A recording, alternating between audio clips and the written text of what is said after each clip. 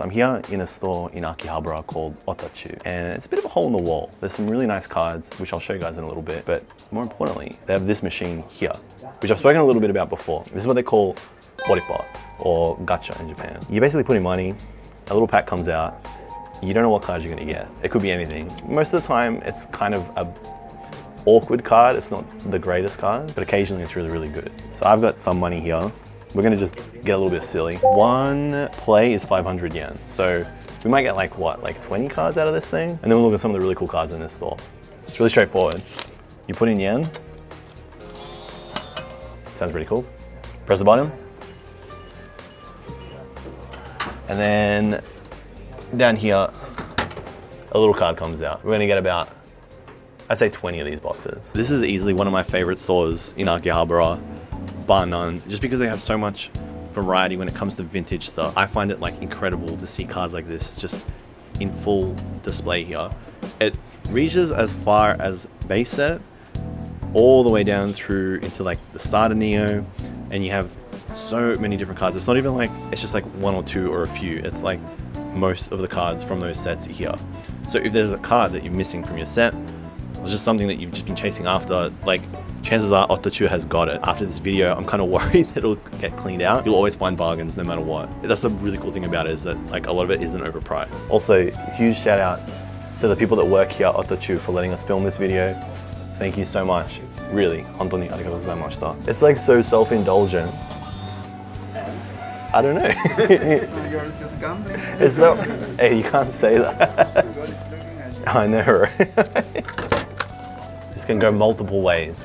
We don't know which way this is gonna go, but it could go multiple ways. I'm not super into like the vintage, like the base set stuff. I like the Neo stuff more. I like when we move into like more of the EX stuff. They got the Charizard EX here, and they're like, that's reasonably priced. There's a bit of a variance in the prices between the cards. Like you'll see like the Charizard there was 3 different ones. The Blastoise is a few others. This here, these two Charizard Delta species, I'm like on the fence about getting the 95,000 yen one, but it's a big commit, and the only reason I would get it is if I sold some of the other cards I've picked up during the trip. 3,000 yen to go. How many packs are we at now? 4, 8, 9, 10, 13. Okay. I've continuously struck out on Horipot since coming to Japan, so if I'm gonna make it happen anywhere, I wanted to be here. All right, the last 1,000 yen. Let's go. Time to open these things up. All right. 17 Horipot at 500 yen a piece. So individually, that's not too bad. That's like what, $6, $7? But obviously when you get 17 of them, it very quickly adds up. Oh, okay. So this is just straight into it. And that's an example of a miss. So, you know, I don't really have anything to do. What am I gonna do with these? It's just, it is what it is. I think, that's it. There's nothing else in there. Yeah, cool. All right, that's one down.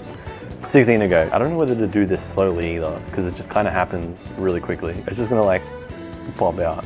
Okay, European V-Star is kind of cool. From what? That's from V-Star Universe. That's a code. And Rayquaza V. Okay, cool. So, yeah, we got some V cards. That's what I came here to get. I mean, if you can at least get like a character rare or like an art rare out of this as like the whiff. Let's just call it an L. Let's just like call a spade a spade. Okay. Oh, wow, that's actually really good. That's sick. Yeah, that's awesome. That's awesome. That's really good. So that's, okay, so that's a dub. So it's not, so it's real. You can actually win. Dreams do come true. Okay, sweet. Yeah, and that's in pretty good condition too. And it was sleeved, which is awesome. You're selling at Samsung. Yeah, this is probably like, what, 3,000, 4,000 yen if you were to get it now. So that's a pretty good trade-off. That's good. That's going in the binder straight away. Okay, so that's one from 3. We've got another 13 to go. That's how you want it to start. You want it to start with belief. I think anytime I feel a sleeve now, it's gonna be a dub. So if I pop it out this way, will you see the back? Maybe the maker is gonna be like one good. Is that in a, oh, yeah, okay, sweet. Okay, it's Chi-Yu. It's Chi-Yu and Garchomp. Okay, sweet. Oh, geez. How far we've come. I mean, like, to be perfectly honest with you, the way the Japanese Pokemon cards are priced now, like, if you were gonna buy a box, you gotta pay the retail, or you gotta pay the market price rather. You can't pay retail. If I had to pick between paying overpriced market price for a box, or just doing this, at this point, I would just do this because it's more fun sometimes. Okay, is this?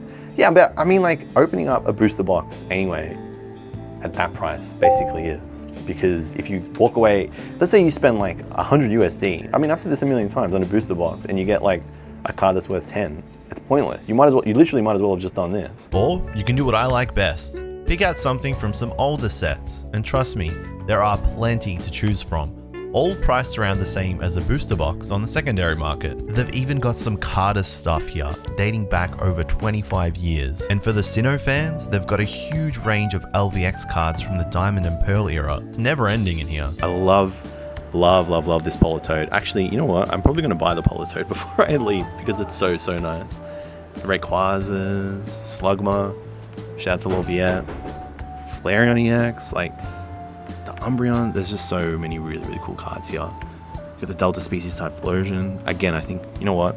This is what I mean. Like, the more I came here to get a Ripper, but like the more time I spend in this store, I end up finding cards that I want to buy. We're going to get something in here? No. Okay, so we're straight losing now. That's like what? 1, 3, 4, 5, 6. I think we've literally broken even because the Pikachu is like what? 3,000. We've spent 6 or 500. What do we got in this one? Nope. It's an L again. Fortress EX. I mean, I'd be curious. You know what I should do in the next video? I should sell these and see how much I get for them if I was to trade them back in. And then buy more Ripper. And then the circle of life would continue. All right. It just pops out. I don't have the Jinx, so that's kind of like a dub. I needed that one. And a Mimikyu. Okay, now it's looking kind of grim. That's 1 from 8. Okay, so we kind of want to see another sleeved card now. I feel like if we can walk away with like 3 from 17, that's kind of good. Nope, again, I don't have that one. It's a little 151 EX cards, so that's kind of cool. And a Drapion, so 1 from 9. All right, this took a turn. I already know this is an L because I just got spoiled by it, so. Yeah, Slowking. We didn't know this little fellow wouldn't even come out. Slowking, okay, sweet. Okay, so we have 5, 7 left, which means we're 1 from 10, which is terrible. This is by far my favorite cabinet. This could be my favorite cabinet in all of Akihabara, just because you have so many of the e-reader cards, like literally all of them. I'm still trying to finish off my Koki Saito master set, and this is the place where I was able to get majority of the e-reader holos, and they're all in really good condition. And naturally, for the rarer and older cards, the price gets a little bit steeper the closer to mint that it gets, especially for the popular stuff. So if the card that you're looking for is ultra niche like these, and you want it in good condition too, you're going to want to make sure that you bring your wallet. Like, even if you come over to this side, you see like incredible holos. Like this Umbreon here. You got the Tyranitar. They're in honestly, they're in immaculate condition. I feel like a little kid. Every time I come in this store, I end up buying something else. This looks like it's something. Okay, did I get spoiled? I did. No, actually, that's good. That is good. The Glaceon V-Star. This is from V-Star Universe. Okay, so we're back now. So now we're 2 from 11. But I know this is about like 4,000, 4,500 yen if I was to buy it. So combined, now we're looking at like what? 7,000, 8,000 yen? And we've spent half of that. So this is good. Okay, you can see how this works. This is very good. You just need 1 hit. I think if I just get 1 more from here that pushes us over the 10,000 yen mark, it'll be a dub. This isn't like that awkward moment where you get like a good card or like a card that's worth money that you don't really care about too much. Like, this is 2 cards that I'm very happy to get. What can I say? I love Orupa. It's fully sold me. And that feels like what? 1 in every 6 boxes had a hit, which is kind of good. So we've got like 6 left. So we should get 1 more. Okay, cool. All right. Chutachu is legit. Yeah, it is legit. It actually, I mean, this is good. You know that if you're going to come here, well, by the way, they didn't pay me to do this. I've done this of my own accord. I'm very grateful that they let us do it in the store because most of the other stores around Akiba have said no thank you. So big shout outs to Otachu. Thank you very much, guys. All right, so 5 left. This is pretty cool. I feel like we're gonna get 1 more and then everything is just gonna be a complete success. I think if I do it this way, wait, hang on. Yeah, okay, ooh, okay, cool, Magnezonia. A lot of bulk here so far, but those 2 dubs is good. All right, 4 more.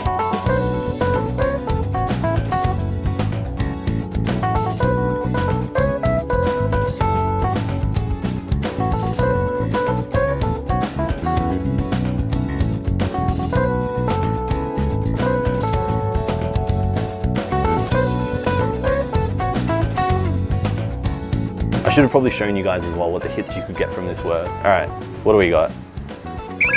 Nope, it is is that a Golem? I didn't even know there was a Golem EX. Okay, sweet. And this little fella didn't want to come out. Hey, Venusaur EX. You know, in the West, that's actually a dub. So I feel like that's a dub in the West. You would put that on eBay, like everybody loves Venusaur. It's a starter final Evo. Like you actually can't go wrong with that. So I'm counting that as like half a dub. Last three. Look at the Samurai V and the Samurai V stuff. It would be awfully poetic if we could finish with a hit on the last one. It's just gonna pop out. It's nothing. It is. Hey, Squawk and Sneeze. I'm squawking here. If I don't get something out of this, it's not too bad because that's kind of good. Like, it's better than a kick in the nuts. Like I always say, it's better than getting slapped in the face. So to walk away with at least something is kind of good. All right, last one. I'm not gonna look at it. Okay, I'm gonna look at it. You ready? It was an L. Now I feel like the machine's prime. I mean, the Blaster's kind of a dub, but now I feel like the machine's prime. Anyway, that's our Ripper. Kind of good, kind of bad, kind of whatever. You walk away with some, you can't win them all, but I think that was pretty good. Thanks for watching, guys. See you in the next one. Bye.